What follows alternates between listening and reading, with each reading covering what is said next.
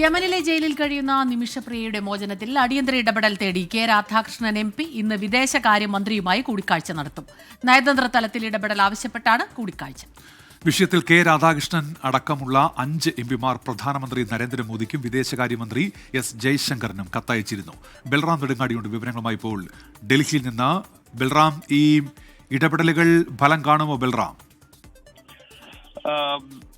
ഉന്മേഷ് സ്മിത, ഈ വിഷയത്തിൽ നിമിഷപ്രിയയുടെ മോചനത്തിനായി അല്ലെങ്കിൽ നിമിഷപ്രിയയുടെ വധശിക്ഷ നടപ്പാക്കാൻ ഇനി ദിവസങ്ങൾ മാത്രമാണ് ബാക്കിയുള്ളത്. 5 ദിവസം മാത്രമാണ് ബാക്കിയുള്ളത്. ഈ ഒരു പശ്ചാത്തലത്തിൽ സാധ്യമായ എല്ലാ മാർഗങ്ങളും തേടുകയാണ് നിമിഷപ്രിയ ആക്ഷൻ കൗൺസിലും ഒപ്പം തന്നെ മറ്റ് മനുഷ്യസ്നേഹികളും. ഇതിന്റെ ഭാഗമായി തന്നെയാണ് കെ രാധാകൃഷ്ണൻ MP വിദേശകാര്യമന്ത്രിയുമായി കൂടിക്കാഴ്ച നടത്തി നിമിഷപ്രിയയുടെ മോചനത്തിനായി നയതന്ത്ര ഇടപെടൽ ആവശ്യമാണ് എന്നുള്ള കാര്യം ഉന്നയിക്കുന്നത്. ഇതിൽ പ്രധാനമായും ഈ ദയാധനം നൽകാൻ നിമിഷപ്രിയ ആക്ഷൻ കൗൺസിൽ തയ്യാറാണ്. എന്നാൽ അതിനുള്ള മാർഗങ്ങൾ, മറ്റ് സൗകര്യങ്ങൾ ഒരുക്കുക എന്നുള്ളത് വിദേശകാര്യ മന്ത്രാലയം നിർവഹിക്കേണ്ടതുണ്ട് എന്ന ആവശ്യമാകും അദ്ദേഹം ഉന്നയിക്കുക.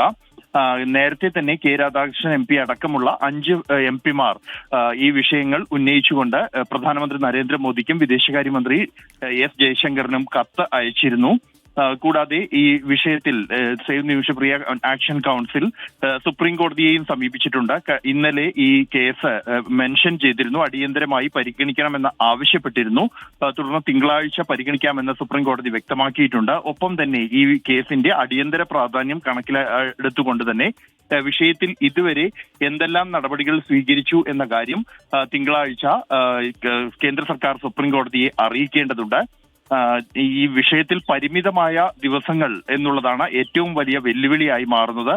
എങ്കിൽ പോലും ഈ യമനിൽ മടങ്ങിയെത്തിയ മനുഷ്യാവകാശ പ്രവർത്തകൻ സാമുവൽ ജെറോം, കൊല്ലപ്പെട്ട യമനി പൗരൻ തലാലിന്റെ കുടുംബാംഗങ്ങളുമായി ചർച്ചയ്ക്കുള്ള ശ്രമങ്ങൾ ആരംഭിച്ചു കഴിഞ്ഞിരിക്കുന്നു. ദയാധനം സംബന്ധിച്ചുള്ള ഒരു പാക്കേജ് നേരത്തെ തന്നെ ഈ കുടുംബത്തിന് മുന്നിൽ വച്ചിട്ടുണ്ട്. അതിൽ ഭൂരിഭാഗം പേർക്കും അനുകൂലമായ ഒരു നിലപാടുണ്ട് എങ്കിൽ പോലും അവർ ഇതുവരെയും മറുപടി നൽകിയിട്ടില്ല. അത് സ്വീകരിച്ചുകൊണ്ട് നിമിഷപ്രിയയ്ക്ക് മാപ്പ് നൽകാൻ തയ്യാറാണ് എന്ന് അറിയിച്ചിട്ടില്ല ഇതുവരെയും. എന്നാൽ അത് അവരെ അനുനയിപ്പിക്കാനുള്ള ശ്രമങ്ങൾ അതാണ് ഇപ്പോൾ പുരോഗമിച്ചുകൊണ്ടിരിക്കുന്നത്. അതിന് സാധ്യമായ എല്ലാ മാർഗങ്ങളും ഉപയോഗിക്കും എന്നാണ് നിമിഷപ്രിയ ആക്ഷൻ കൗൺസിൽ വ്യക്തമാക്കുന്നത്. മാസം 16-ന് നിമിഷപ്രിയയുടെ വധശിക്ഷ നടപ്പാക്കാനുള്ള പബ്ലിക് പ്രോസിക്യൂട്ടറുടെ ഉത്തരവ് പുറത്തു വന്നതിനെ തുടർന്നാണ് ഈ വധശിക്ഷ ഒഴിവാക്കാനുള്ള തീവ്ര ശ്രമങ്ങൾ നടക്കുന്നത്.